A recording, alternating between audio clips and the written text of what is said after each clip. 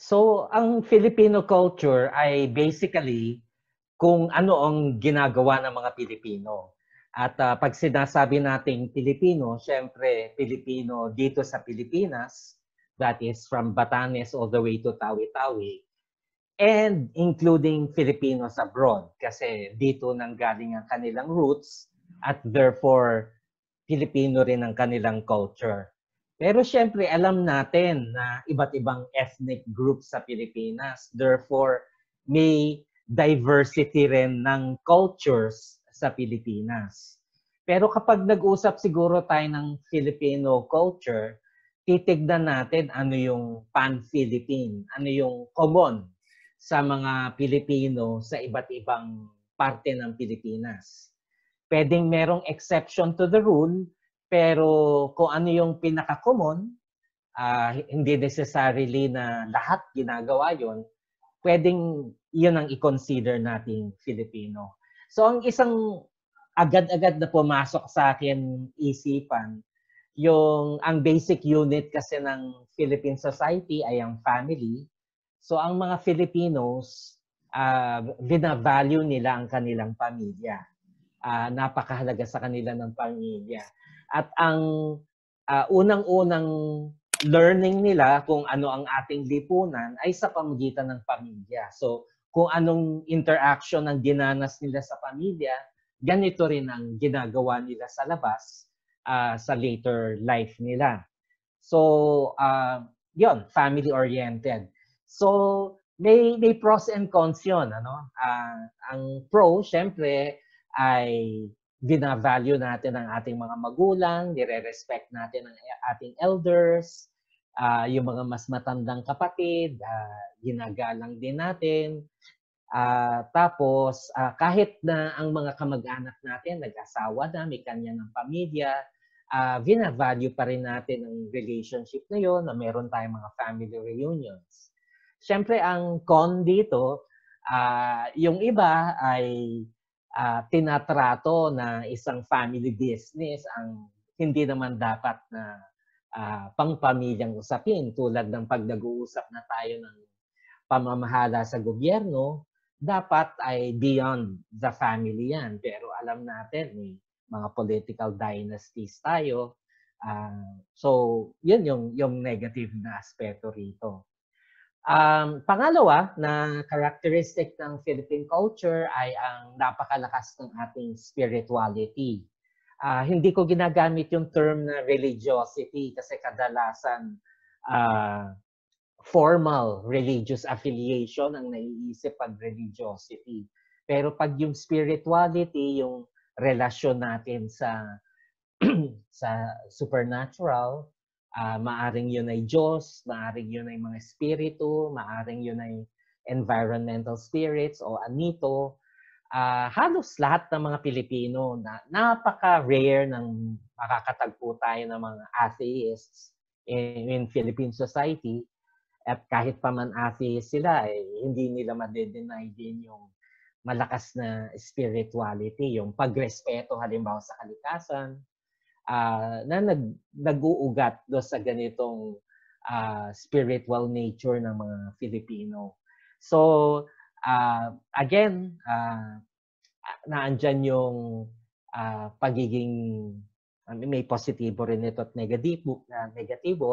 Masasabi ko generally positibo dahil kinikilala natin na merong mas malakas kesa sa kapangyarihan ng tao. Negatibo kung isinusuko na lang natin lahat sa supernatural ang ating kapalaran. Parang wala tayong magagawa kasi yan ang kagustuhan ng Diyos. Ano? Pero may kasabihan nga tayo na dapat din na nasa Diyos ang awa, nasa tao ang gawa. So, naniniwala rin naman ng mga Pilipino na dapat pa rin tayong kumilos. Ano pa bang mga katangian ng Philippine society? Okay. So, ina-extend natin yung, mag-start ako doon sa una, close family ties, pero ina-extend natin yung kinship natin maging sa hindi naman natin kamag-anak. Sa anthropology, tinatawag namin ito na mga ritual kinsmen. tulad ng siyempre kumpare, kumare, o kaya kahit hindi sa binyag o sa kasal, kundi halimbawa tawagin natin yung mga tindera sa labas, no? Uy ate, uy manang, manong. Kasi ito ang paraan nating makikonnect sa ibang mga tao. So, ang mga Pilipino ay pinagpapahalaga nila yung social group, hindi sila individualista. Halimbawa na lang, ito maliliit na bagay, pagkakain tayo, kadalasan sa grupo, ano? Pag break time sa opisina, sabay-sabay kakain.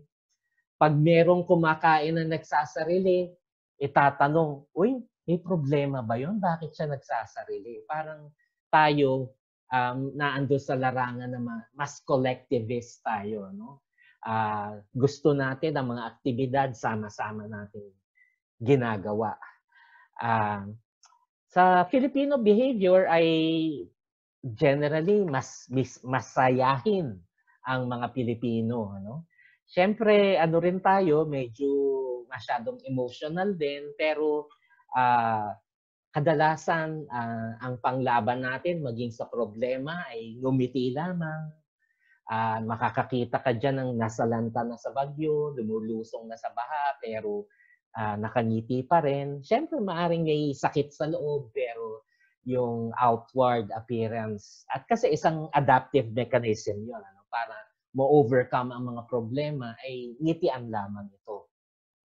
So, while sa ibang mga bansa, tulad sa East Asia, mataas yung mga suicide rate. Ano? Sa Pilipinas, relatively mas mababa. Admittedly, lumalaki rin, ano? Tumataas na rin sa Pilipinas. Na indicator ito ng pagbabago ng lipunan. Kasi lahat naman ng lipunan, lahat naman ng kultura nagbabago. Pero generally, at comparatively, tayo pa rin ay mas masiyahin ang outlook. Siyempre, hindi kasing taas ng Bhutan na ang taas-taas ng level of happiness.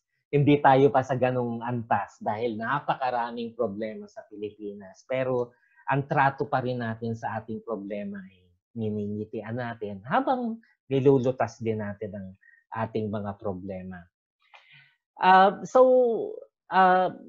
Siguro dapat pang pag-aralan at ito ang isa sa mga ginagawa ng mga anthropologists kapag gumagawa kami ng mga ethnographic studies, pinag-aaralan namin ano ba ang kaibahan ng mga Tagalog, sa mga Ilocano, sa Kapampangan, sa Bisaya, para makita natin across Philippine society ano ba ang shared culture.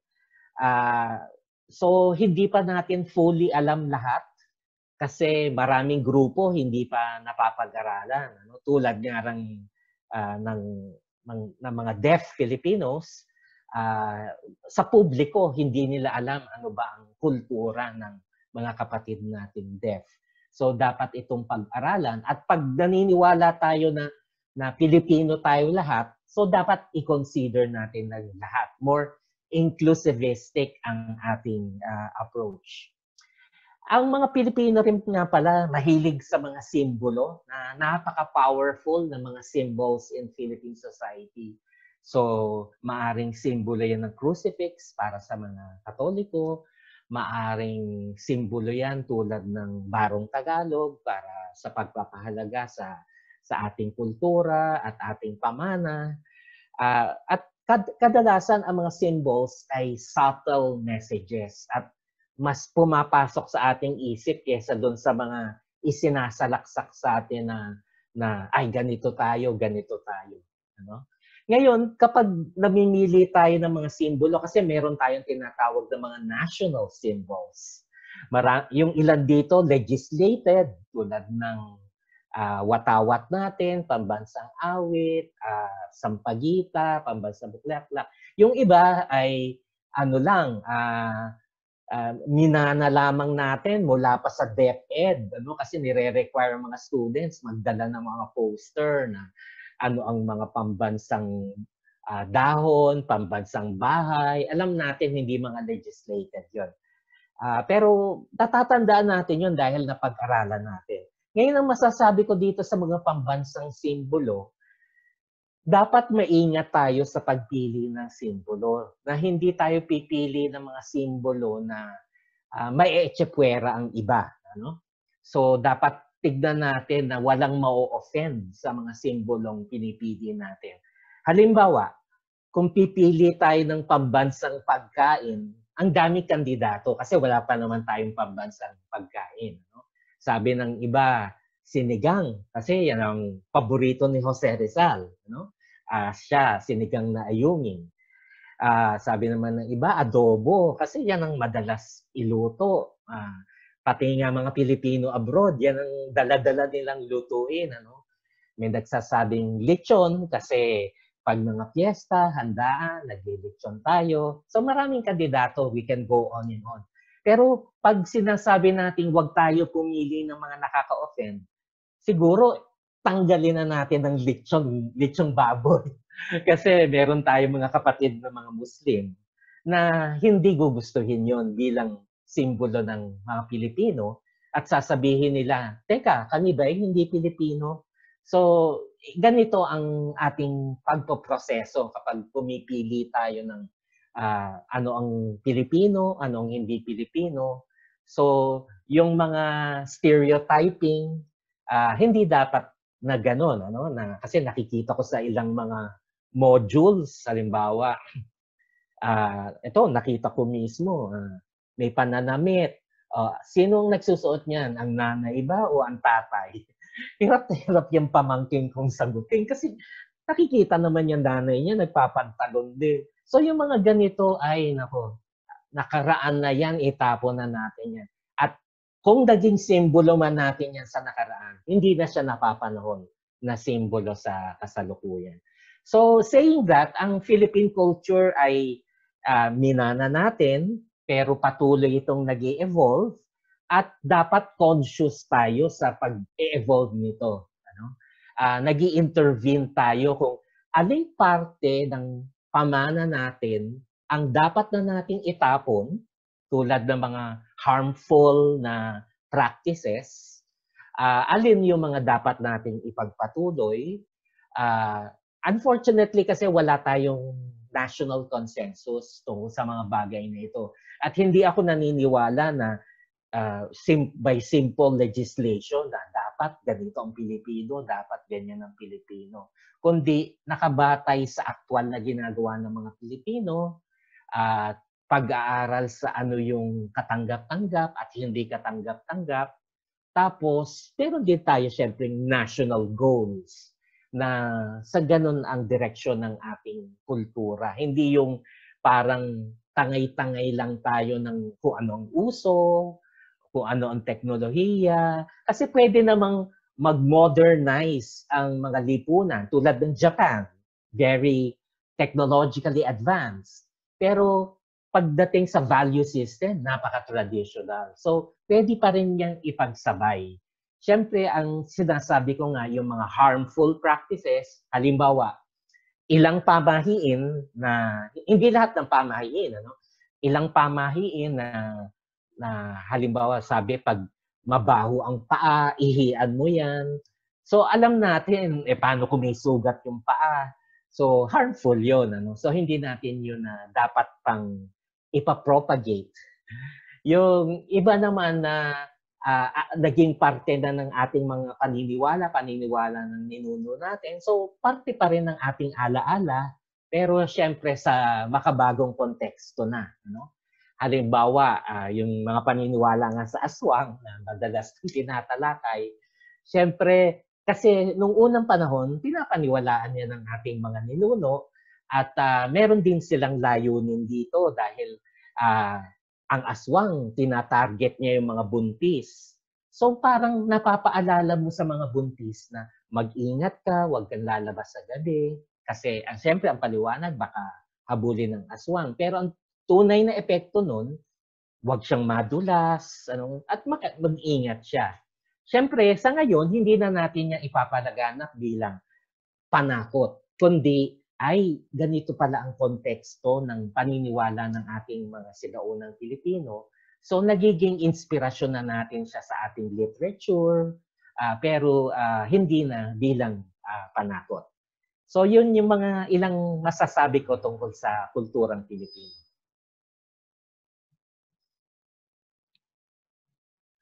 salamat dun sa introduction. Ano Okay. masasabi Introduction pa lang yun. masasabi niyo, kasi napakayaman ng Pilipinas kung ituturing natin ang lahat ng ating mga wika. Yes. Ano masasabi mo tungkol sa pangkalahatan lang? Ano ang gaano kahalaga ang wika sa isang Okay. Pilipino? Iba-ibang Pilipino 'yun. Sige. Mindanao. Okay. Siyempre, ang wika, tinatawag natin na kaluluwa ng isang kultura. Kasi nasasalamin ng wika ang iyong mga paniniwala, ang iyong damdamin, ang iyong kaalaman. So, ang iba't ibang tao na may iba't ibang wika, merong iba't ibang pamamaraan paano nila ino-organize ang mundo nila. No? Binibigyan nila ng lohika ang kanilang mga nakikita at binibigyan nila ng labels sa pamamagitan ng wika. So, mag-usap tayo sa wikang Pilipino. Ano man yung wika na ginagamit ng mga Pilipino kasi napakaraming wika sa Pilipinas. So, pero mapapansin natin, merong mga pinagpapahalagahan ang mga Pilipino na masasalamin natin sa wika. Halimbawa, alam natin na ang Philippine culture ay isang rice-based culture. Ano? Ang test natin dito sa napakaraming termino natin para sa rice.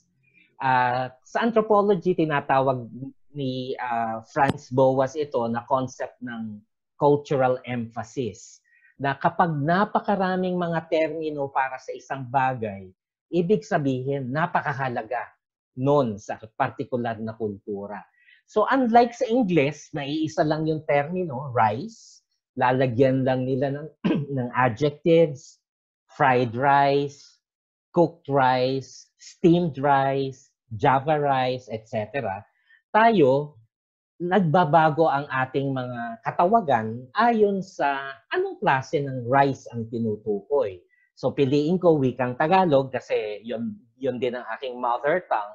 So kapag nakatanim pa lang, ito'y palay. Pag binayo na, siya ay bigas. Pag niluluto na, siya ay sinaing. Pag luto na, siya ay kanin.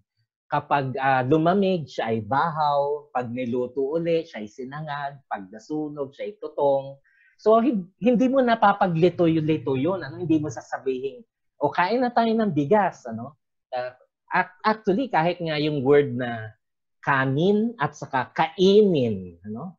Kain na tayo ay related sa isa't isa. Kasi para sa atin, ang kumain ay laging may kasamang kanin. Marami nga mga Pilipino na hindi kumakain ng kanin, halimbawa nag-burger lang sila, sabihin, ay merienda lang yun kasi hindi pa ako nagkanin. So yung kanin, yung rice, ang nagde-define sa pagkain. Kahit na anong bagay na kinakain natin na kasama ng kanin, ay tinatawag nating ulam. Kasi kung walang kanin, tinatawag nating nagpapapak ka lang. Kung yung ulam na yon ay kasama ng liquor, namumulutan ka at hindi ka kumakain. So ganito ang complexity ng wika. Alam ko sa mga iba ring wika sa Pilipinas, kaya ito'y Kapampangan, kaya ito'y Ibanag, kaya ito'y Cebuano. Ganon din, napakarami ring termino sa mga bagay na pinagpapahalagahan nila. Meron nga lang ilang mga variation. Ano? Halimbawa, sa pagkakamag-anak, sabi ko, napaka-importante ng pamilya. So may iba't ibang katawagan tayo sa mga kamag-anak natin sa Tagalog. So andyan si ate, si kuya, na hiniram natin sa mga Chino. No? Pero sa mga Cebuano, halimbawa, meron silang magulang, yung mas matanda na kapatid mo, at may manghod, mas bata na kapatid mo. So may mga ganitong variations na wala naman sa Tagalog. So pero yung kahalagahan ng isang pamilya ay naandun pa rin. So dito ko masasabi na talagang napaka-importante ng wika. Hindi po pwedeng humiram na lamang tayo ng dayuhang wika para magkaintindihan sa isa't isa. Kasi mas epektibo talaga na mag-communicate ang mga miyembro ng isang particular na grupo na gamit ang kanilang sariling wika. Kasi kina-capture nun yung dynamics ng particular na grupong yun. Ano? So halimbawa, yung mga grupo sa Cordillera na iba ang kanilang kapaligiran, kabundukan, iba ang kanilang gamit ng kanilang wika. Ano? Walang mga eksaktong translation sa kanila ng good morning, good afternoon, good evening. Kasi parang sa kanila, napaka-artificial doon. Araw-araw nakikita kami within the same village. Pag ang pinaka-translation nga noon, pag nasa Ifugao ka, nagkakasalubong kayo sa trail, sabi nga, ngay umadyanjo, o saan ka pupunta? Ganun ang pagbati. Ano? Sa halip na magandang umaga, ganyan. Napaka-formal at hindi nila yung ginagawa.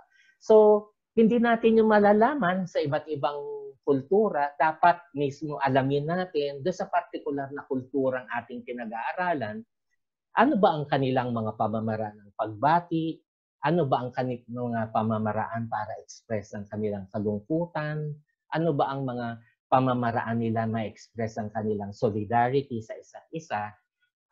Makakapture yun ng katutubong wika ng grupong yun at hindi ng isang hiram na wika. Ang kultura ba nagagaya?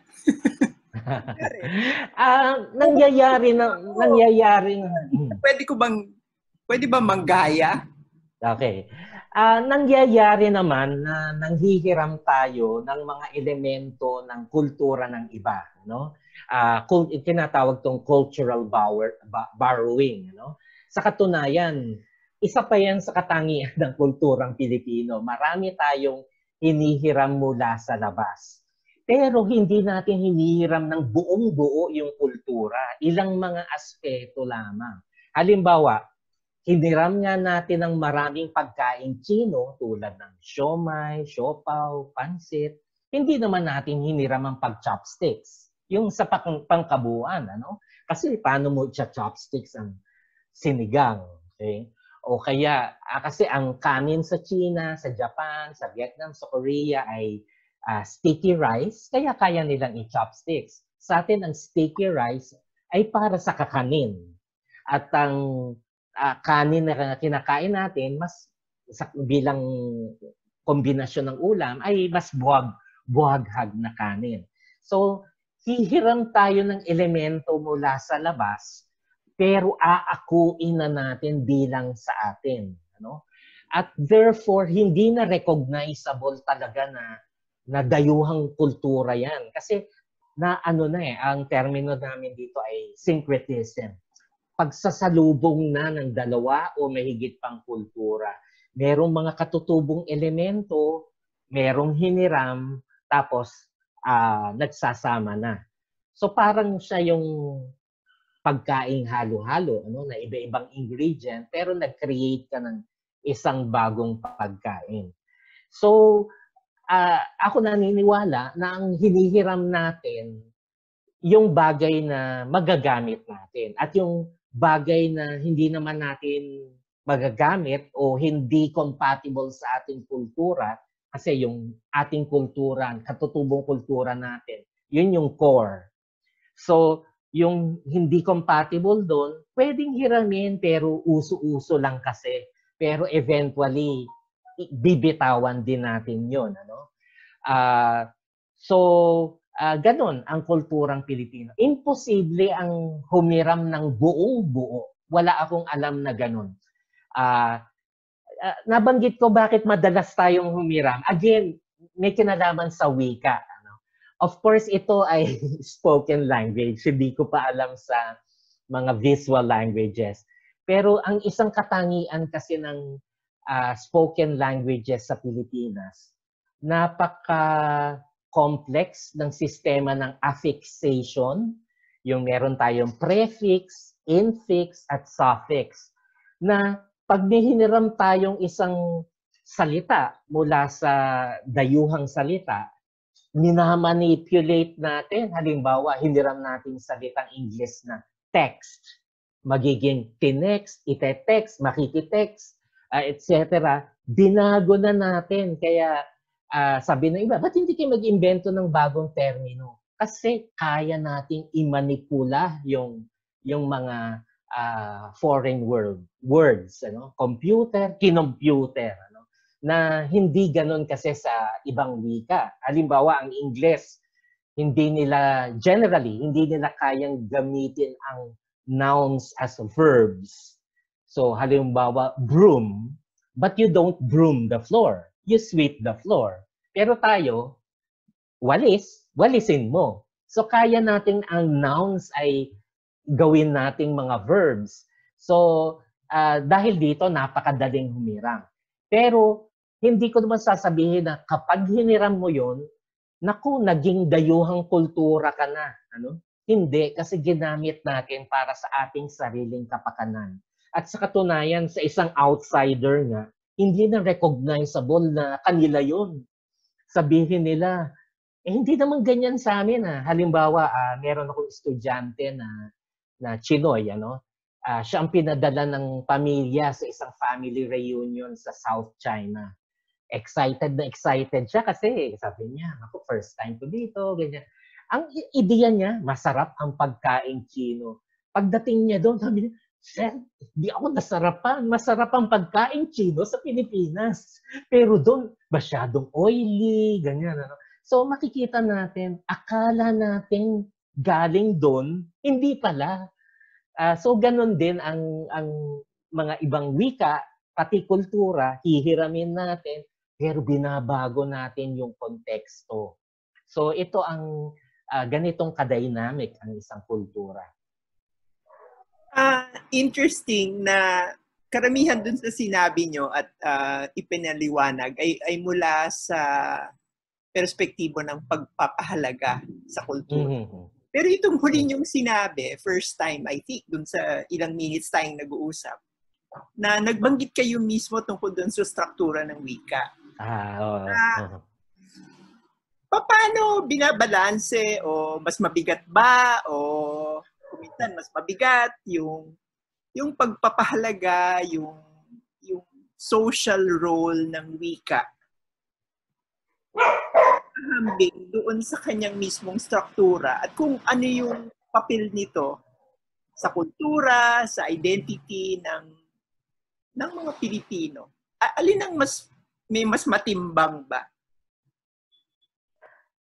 May iba't ibang paniniwala dyan. Ano? So yung iba, pinag-aaralan nilang struktura ng wika kasi sa kanilang palagay, sa pamamagitan nun, masasabi natin anong katangian ng wika, pati na yung social role ng wika. Ano? Yung iba naman sasabihin na hindi, dapat umangkop yung struktura sa mga umiiral na takbo ng lipunan. Ano? At maaaring ang struktura magbago o baguhin. Hindi ko alam kung pwede ngayon. Pero sa akin palagay, parehong mahalaga. Meron siyang dialectical relationship ang istruktura at pati ang papel ng wika. Hindi natin mapapaghiwalay. Magiging academic lang na usapin, anong nauna, the chicken or the egg, ganyan. Sa akin palagay ay parehong mahalaga. Pero hindi ako doon sa nasa posisyon ng statiko ang struktura. Ano? Kasi pwede namang din itong magbago. Ano? Siyempre, maaring sa ibang struktura given. Ano? Tulad ng sistema ng affixation. Pero kahit na doon, may nagbabago, napansin ko eh. Pero halimbawa, siyempre, yung pananalita sa lexicons, pananalita ng mga matatanda, maraming nagbabago. Pag bubuo ng mga syllables, dati ang makalumang Tagalog ay hindi ka makakatagpo ng consonant clusters, ano? Pero laging consonant vowel, ganun ang struktura. Pero ngayon, marami, lalo na kasi sa salitang hiram, na may mga consonant clusters, tapos dudugtungan pa natin ng mga infix, ano, nag-fry ka ba, finry mo ba, mga ganyan. So, dinamiko talaga ang wika at yun, sa akin palagay, pareho siyang mahalaga. Dahil lang kasi na ako ay isang anthropologist na pinag-aaralan ko ay kultura, siyempre sa akin, ang ultimate na silbi niyan ay ginagamit ba ng tao at for what purpose. Kaya gano'n, ano? Siguro iba ang magiging pananaw ng striktong linguist lang, ano, na structural linguist na ang titignan talaga ay struktura. So ako laging sa konteksto ng kultura, therefore, ano yan? Anong kabuluhan yan? Last question. Hindi, sabi natin hindi to kasama, pero tatanungin ko na rin. Tama yung sabi nyo nung sa umpisa na naku, maraming research ang kailangan natin, lalo na kung titingnan natin ng Filipino Sign Language, ano nga ba yung Filipino deaf culture. Ano ang mairekomenda nyo na anong pwedeng gawin ng mga deaf para maunawaan nila yung sarili nilang kultura? Anong pwedeng research kayo bilang anthropologist nga? Anong masasabi nyo na kung itong mga hakbang na pwedeng gawin ng deaf community para nga parang hindi gaya-gaya? Oo nga. Sabi niya yung totohanan na kultura. Maganda yung tanong mo. Actually, challenging din yung tanong mo kasi tingin ko maraming anthropologists na ang pananaw ay kaming mga anthropologists ang magdodokumento ng kultura ng iba, ano? Hindi namin kakayanin 'yun, ano, ako nga syempre alam mo to, nag-aaral-aral ako ng FSL pero hirap pa rin ako. So paano ko palalo talaga uunawain? Kaya sa akin palagay, ang pinakamagaling, ang miyembro ng isang kultura, siya rin ang mag-aaral sa kanilang sariling kultura. Maari lang kaming makatulong sa pagbibigay ng mga tools. Paano to gagawin? Ano mga do's and don'ts, ano ang dapat na idokumento, ganyan, ano. Yun ang pwede naming gawing pamamaraan. Pero yung mismong mga deaf ay sila na mismo ang kikilos. Ngayon na usong-uso ang mga ganitong online discussions, isang paraan to ng dokumentasyon. Ano? Nakikita natin, so ang mga deaf, ano rin sila, video meetings din sila, makikita natin yung konteksto habang may nagsasalita o nagsasign, ano ba ang ginagawa ng iba, ano bang kanilang facial expressions, ano bang konteksto ng kinalalagyan nila, ano ba, lighting, may iba bang kasama sa lugar, na kapag na-document mo lang yung video, doon mo makikita, teka, itong nakikita kong patterns. So kami mga anthropologists, ang hinahanap kasi namin sa isang kultura, ano yung mga patterns? Ano? Ano yung mga shared? Halimbawa, shared signs. Signs ng mga mas nakakabata, millennials. Meron bang mga millennial deaf at therefore millennial deaf signs? Iba sa, bakit yung mga matatanda na ganito ang signs? So, yon ang magagawa. Ano? Siyempre, kinakailangan sa iba't ibang konteksto ng obserbasyon. Hindi lang sa chatting, kundi sa face, sana, pag wala ng pandemya, mga face-to-face interactions, pag nagkukwentuhan, kapag nagsisimba, kapag bumibili sa palengke, at hindi lang among themselves, kundi deaf in relation to the hearing. Ano? Kailangan din yung maidokumento. Kasi parang yun ay pakikitungo sa iba at pagtrato ng iba sa mga deaf. Kailangan, kasi halimbawa sinasabi natin madalas na deaf people suffer a lot of oppression and discrimination. Palagay ko, totoo. Pero kailangan natin ng empirical proof. Sa ano-anong konteksto yon? Yung ano to, chine-check siya ng guard, di ba? Pagpasok sa mall, tapos hindi makasagot. Yung mga ganong konteksto. So aware tayo and therefore alam natin for applied purposes saan tayo gagawa ng interventions. So, yun, kinakailangan ng dokumentasyon. Ngayon, isang challenge sa deaf, kasi palagay ko ang mga deaf alam nila. Pero isang challenge ay ipaabot sa mas malawak na publiko na ganito kami, ganito ang aming kultura. Sana maunawaan nyo kami, sana marespeto nyo ang kultura namin. So ang challenge sa mga deaf naman, maisulat ang mga ito. Sa anthropology, ito ay in the form of ethnographies para nababasa ng iba, ay ganito pala, hindi namin alam ganito kasi alam naman natin sa broader public, ang tawag pa rin, mga PP yan, diba? Ganun ang paghuhusga.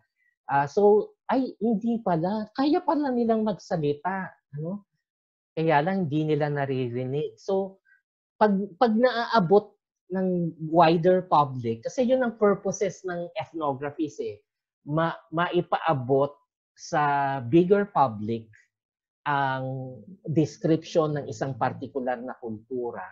Dati, anthropologists ang sumusulat ng ethnographies kasi nagiging boses sila ng mga voiceless and marginalized groups. Mapapansin natin, maraming mga ethnographies tungkol sa mga katutubo kasi hindi sila in a position of power. So, medyo kami ang nag-bridge ng gap. Pero naniniwala ako, maraming mga deaf na nakapag-aral, kayang magsulat, at kaya nila itong ipaabot sa bigger public.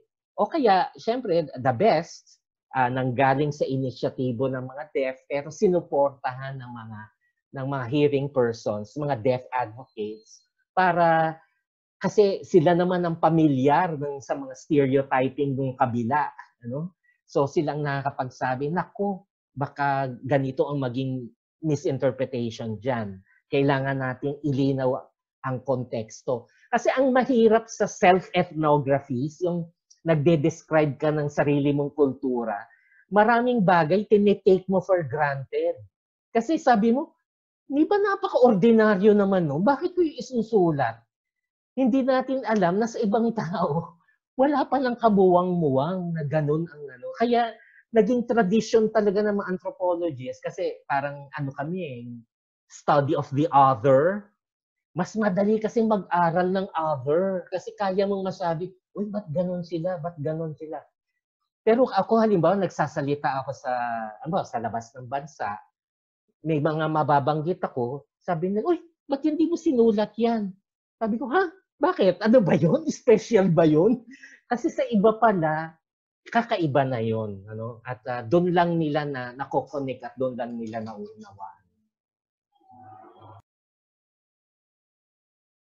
Kasi siyempre ang Filipino deaf community ay nasa loob ng Pilipinas. May interaction sa mga non-deaf or hearing persons. Hindi natin siya talaga pwedeng artificially i-isolate. Napakaraming na-embrace na mga deaf na kulturang Pinoy na mas malawak, nagiging parte ng kanilang mga kultura. Tulad niya na pati sa mga signs, yung mga wala, mga ganyan.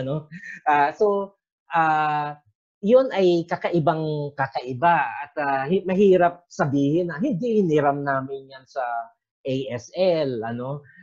So, meron talagang ang origins ay within Philippine culture. Siyempre, just like any ethnic group in the Philippines, meron siyang partikularidad. So kung halimbawa kulturang Ifugao, maraming mga culture traits ng Ifugao na unique sa Ifugao. At hindi natin masasabing, ay, ganyan din ang Ilocano, ganyan din ang mga Tagalog.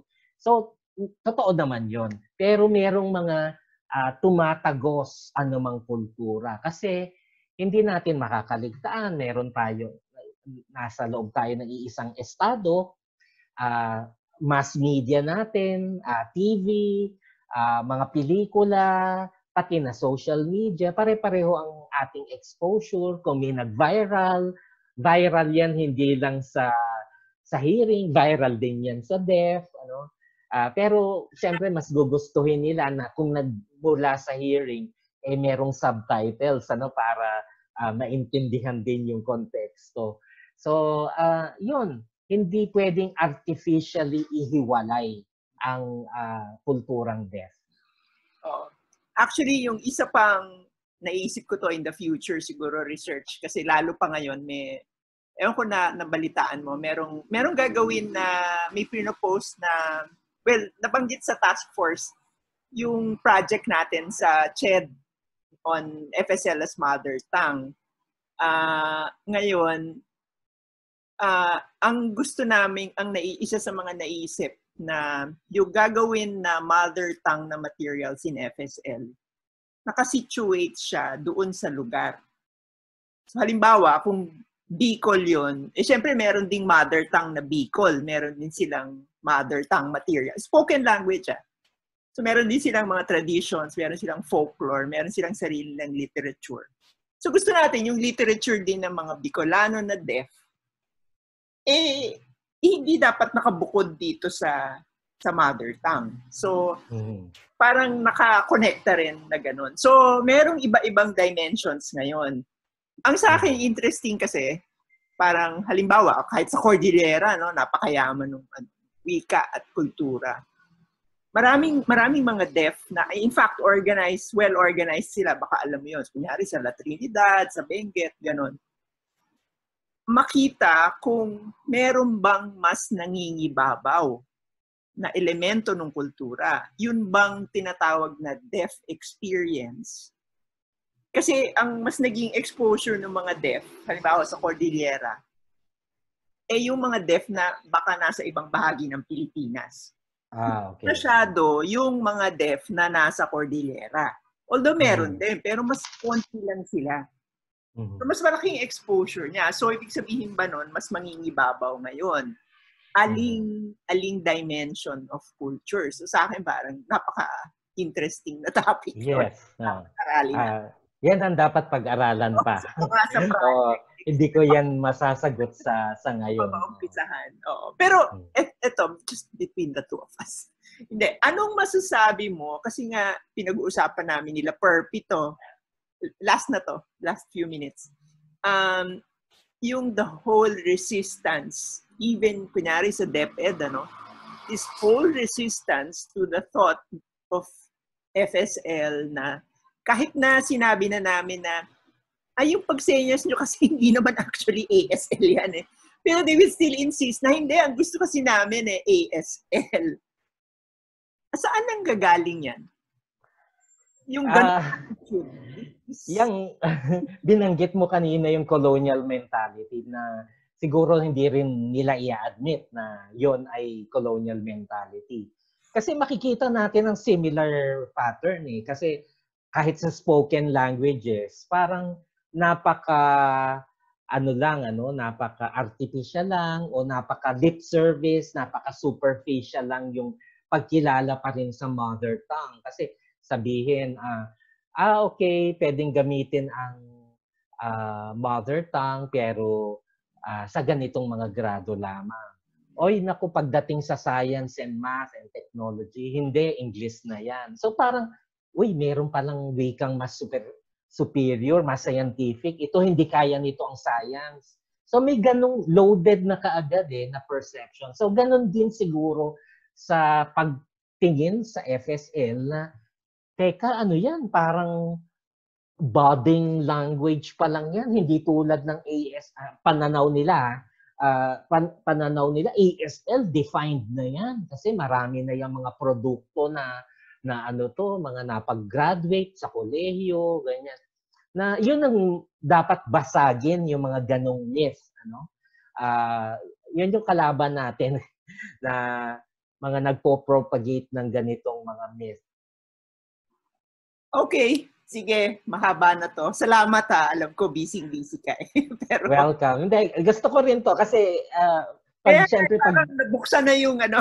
oo, pag tinatanong, mas napoprovoke syempre rin ang pag-iisip mo, ano. Oo.